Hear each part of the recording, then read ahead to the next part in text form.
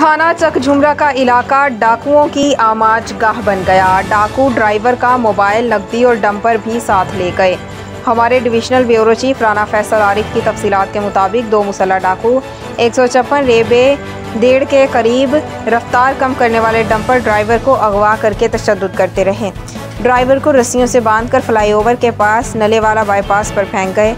शोर मचाने पर खेतों में पानी लगाते ज़मींदार ने आवाज़ सुनी और गाँव आकर ज़्यादा आदमी साथ ले जाकर ड्राइवर की रस्सियाँ खोली। ड्राइवर कैसर अली वल्द इफ्तिखार अली साकिन सरगोदा ने बताया, मुझे 9 बजे के करीब मुसल्लह डाकुओं ने खिड़कियों से लटक कर ज़बरदस्ती रोका और आंखों पर पट्टी बांधकर किसी गरीबी गांव ले गए और डंपर से बजरी अनलोड की। डंपर नंबर RII 123 डाकू लेकर फरार। ड्राइवर को रस्सियों में जकड़ कर घुमाते रहे। ड्राइवर बरास्ता धेड़ शाहकोट रोड लाहौर जा रहा था। मकामी लोगों ने हंगामी कॉल करके पुलिस को मौके पर बुला लिया।